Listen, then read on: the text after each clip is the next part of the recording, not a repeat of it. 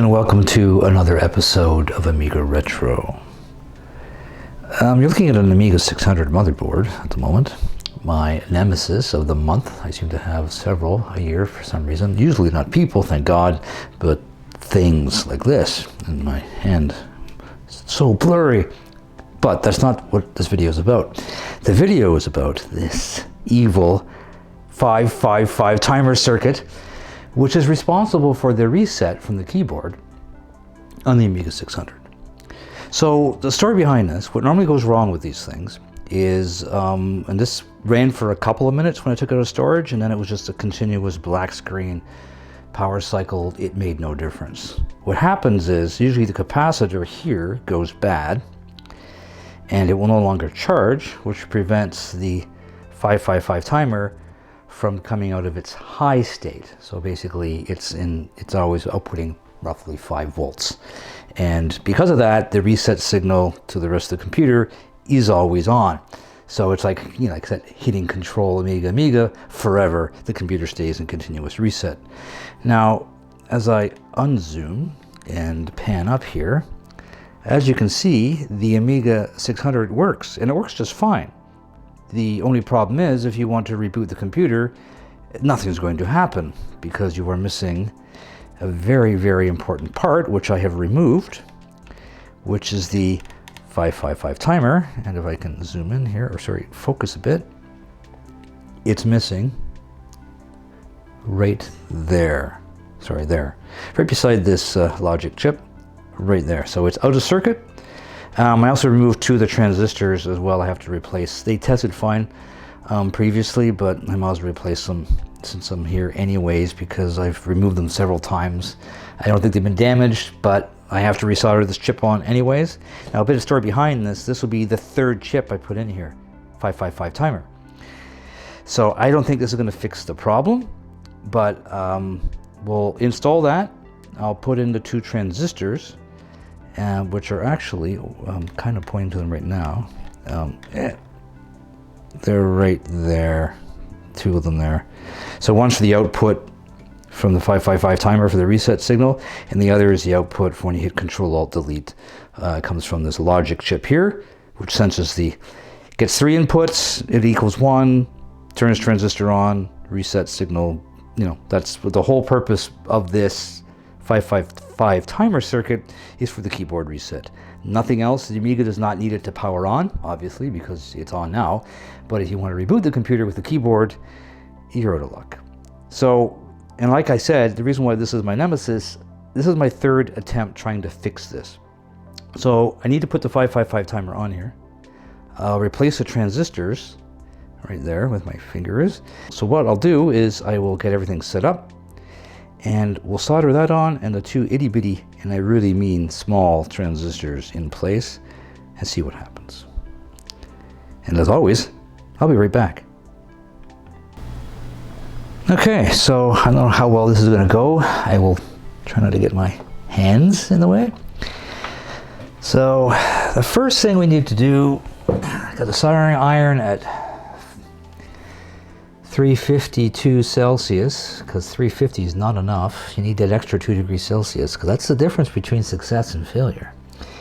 Yeah, exactly. So what we need to do now is I'm going to get my hand in the way, and now I can't see this at all, so I hope this is coming out okay on camera. I need to put this very small chip, the 555 timer. Why does it seem to have, what is going on here? Seems to have a mark on it of some kind. Heavens. Not sure where that came from. Let me get another one, just 1 second here.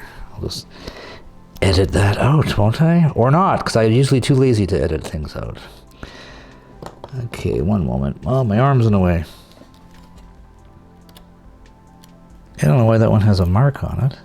I mean, it doesn't really matter, but I do have a bit of OCD, so I want a component on there that is flawless.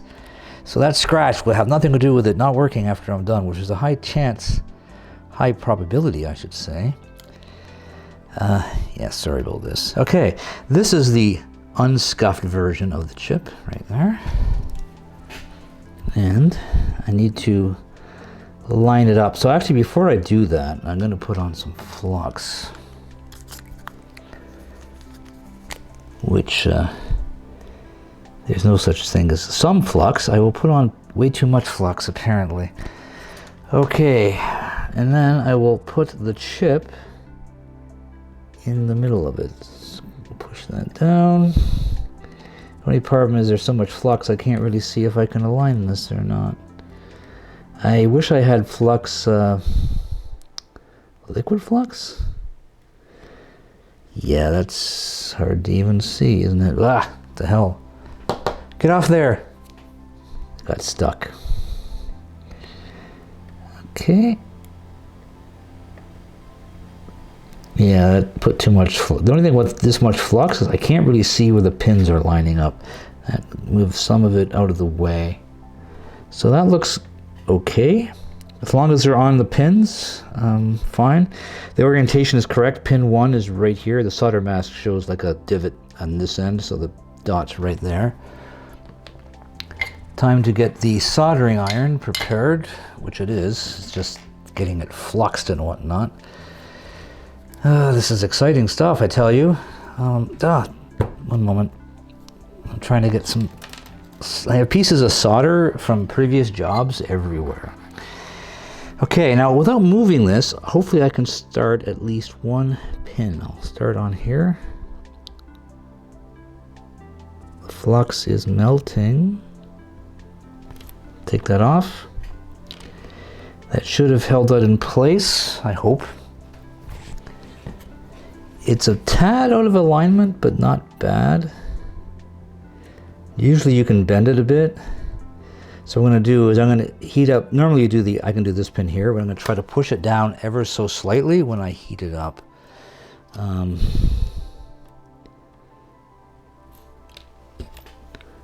Just going to give it a slight nudge.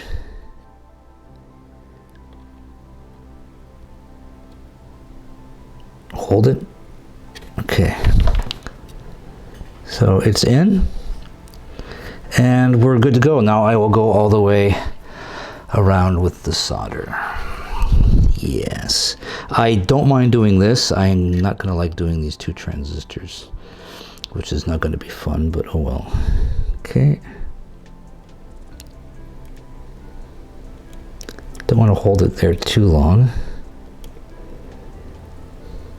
I'm not sure how heat resistant these integrated circuits are.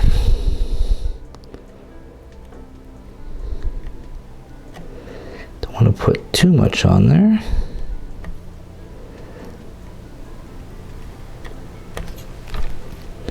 Don't want to put too much. Okay, and I always like to go over it again quickly. There's still some residual flux on there. And now I'm going to do the other side as well. Okay, that doesn't look too bad. So I'm going to clean that up and we'll see how well that looks. And I will be right back. So as you can see, I have soldered this chip right here, the 4 pins, or 8 I should say. I'm trying to get a good angle on this. The light in this my apartment is kind of, there we go. So as you can see, the 8 pins are soldered securely, and now I just have to solder these very small transistors on this board right there. That one and that one up here where my finger is pointing, these two. And I will do that off camera because it's going to be very fun, and I will spare you all the curse words that will probably result in my endeavors. Anyway, I shall be back at that time. So I replaced the 2 transistors. I don't think they needed to be. They tested fine, but I had to remove them, part of my previous troubleshooting, etc., etc. But just to let you know, this is the surface mount transistor, 1 of 2. It's a 2N3904, which is an NPN transistor. I would have done this video earlier, but in my infinite wisdom, I ordered the 3906, which is a PNP transistor. Of course, it would perform exactly the opposite of what I would intended, or sorry, of what the circuit was intended for. But anyway, that is a transistor, and just to show you scale here, that is my finger with my slightly dried out cuticles, but it is the season for that. But that is like crazy. Let me put a pair of tweezers near it, which you use to pick it up. Yes, that is small, and I had to do 2 of those. Very fun indeed. And like I said, there's probably nothing wrong with these, but I'll probably throw them out because I'll lose them because they are so small, or they'll just go missing like everything else these days. So if I bring the board over here and find the circuit I'm looking for, which is a bit up further, there we go, and adjust some focus, because we always need focus, there we go. And there's the 2 transistors. I had to add this bodge wire, this the brown one here, right there. Previously, a couple of repair attempts later, I lifted one of the pads right here. So I just replaced it with this brown wire, which joins to a via, which goes to the other side of the board, to a resistor, which completes the circuit. So now we'll see if this thing will boot. If it stays permanently in reset mode, we'll need to do some more testing. Let's keep our fingers crossed, shall we? I'll hook everything back up, make sure there's no debris on this mat, because if there is, it's always a good habit of to take the board off and clean the mat to make sure there's nothing lying about that can short the back of the board, because there's always little pieces of solder and whatnot. But anyways, enough of that. I will clean everything up, and then we will see if this thing will boot or not.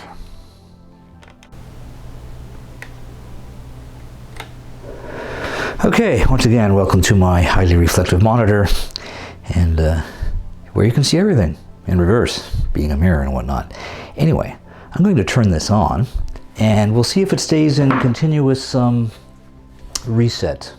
Now that all the parts have been replaced, the 2 transistors and the 555 timer of doom, in my case. I don't seem to have luck with these things. Anyways, here we go. Powering up.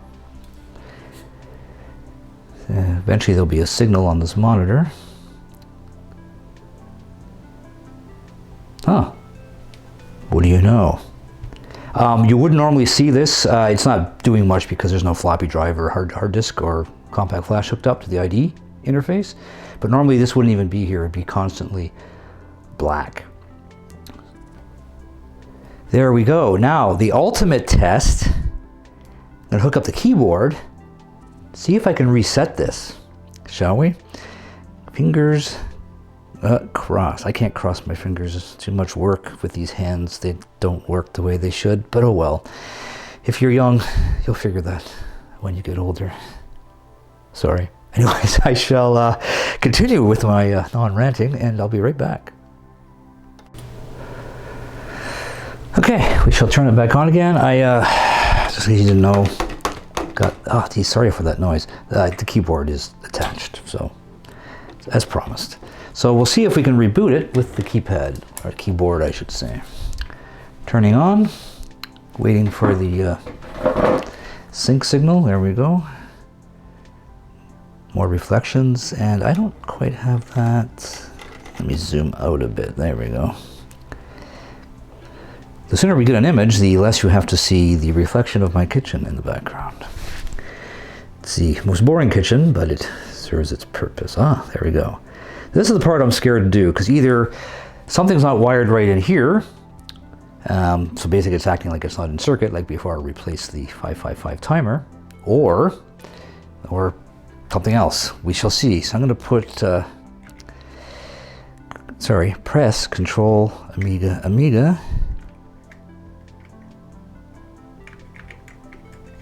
and nothing is happening. Failure. Oh well, I wonder why that happened. I will have to figure that out. I mean, the keyboard is working, as you can see down here. The caps lock comes on and off, and you even see when I hit reset that when I hit reset, Oh, it's not working. This is turning into a debacle. A debacle indeed. Yeah, the keypad is in. See, now that does work. Okay. But it's not rebooting. Of course. What would the Amiga be without one of these? I haven't done anything yet. I guess power cycles sometimes do that. If you don't wait long enough, things get corrupted in memory, I guess. Okay, so apparently I failed. Yeah. I don't know what's going on.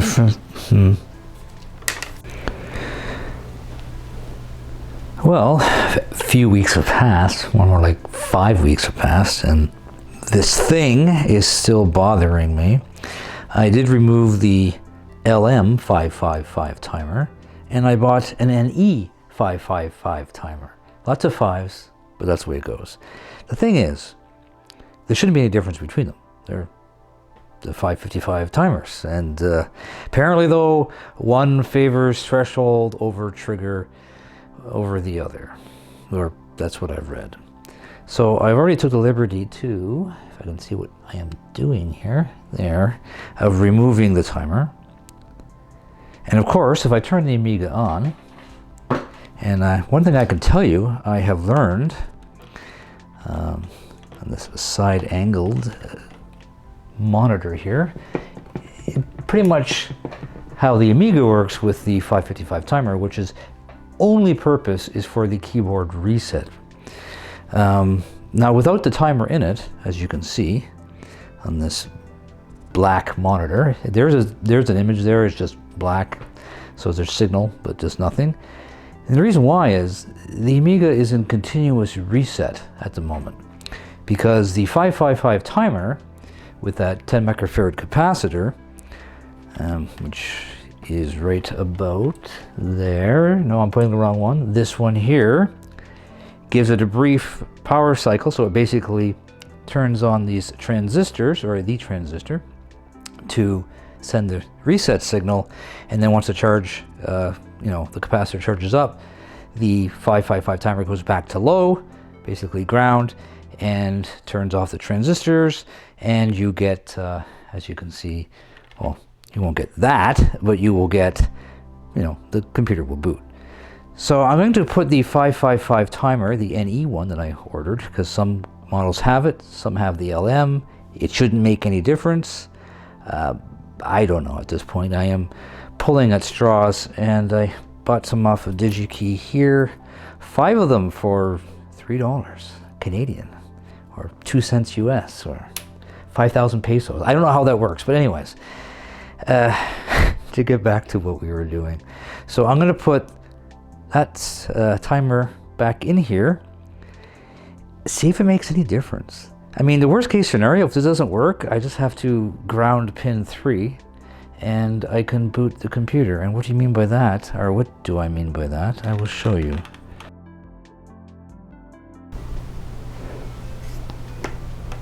Okay, that is better. I had turned the lights off so we can see what's happening. So right now the Amiga is in continuous reset. So I am going to ground pin 3, if I can actually see what I'm doing, of the circuit. And it should come out of reset. So right there you can see the screen has changed. As long as I hold this in place. It's going to time out because of the, I don't have a compact flash installed, just a floppy. So I should eventually get to the insert, oh there you go. There you go. So the reset is now turned off because I have grounded pin 3, like I said, of the 555 timer, which is its natural state in the configuration. I forget what it's called. There's monostable, I believe, I think. So the pin 3 will always want to be at ground. So basically when you turn on the Amiga, the voltage is high on that pin, and then when the capacitor charge, it will go back to its resting state, which is will ground this pin, and it's out of reset. And remember, this circuit is only intended for the keyboard reset. And like I said, and as you can see, I just took the pin 3 disconnect from ground, and we're back into reset. So I'm going to put the NE555 timer in, and we will see if this makes any difference to this. I shall return. So off camera, I installed the 4th timer. Sorry, you can't see it here. Let me do this properly. The 4th timer, isn't that better? 555 timer, that is. If this doesn't work, I have to throw in the towel because I can't unsolder that chip. The pads are becoming very stressed, so I'm worried that they're going to be damaged and fall off. Kind of like how that one did by the green wire there. Yes, that bodge wire is there to replace a trace from that transistor. Don't want that to happen to the many pads, all 8 of them, of this. Anyway, the moment of truth, and to be honest with you, I don't think this is going to make any difference. Even though I have checked the circuit 1,000 times, it doesn't seem to matter, no matter what I do. So we shall see what happens, won't we? Yes, this is going to be very exciting. Let me kill the lights, and I will be right back. Oh, my microphone, I forgot to put it on. Much better. Okay, the reflection isn't as bad, but I don't expect this to work. I know I'm not trying to be pessimistic, but I've been working on this for, well, off and on for months. Now, mind you, I'm only home for a few days a month, but here's what it is. Anyway, here we go. I'm going to turn it on, and let's see if it actually stays in perpetual reset or not.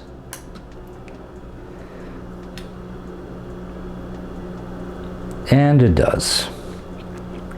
So as you can see, it is not the timer circuit, and I know it's not being held low by the other logic circuit, so I am at a loss why this thing is stuck in perpetual reset. Like I said, if I disconnect that one wire, that bodge wire, the computer will boot. You just can't reset it. To get around that, like I said, I can hook a switch that's normally connected, like a momentary switch, so it's grounded, and then when you press it, it takes it out of ground, and away you go, right? So, failure. Well, not everything is success, I guess, but yeah, it's just constantly stuck in, I don't know. I don't know. I may or may not release this video because it is very sad. It's the saddest video I've ever made. The Amiga 600, just doomed. Doomed, I say. Well, like I said, not really. It's still usable, but not being able to do a keyboard reset is kind of annoying. Yes, if I do the bypass, or clutch, or whatever. Well, unfortunately, this is the end of this video. If anything changes, I'll let you know. But until then, thanks for watching.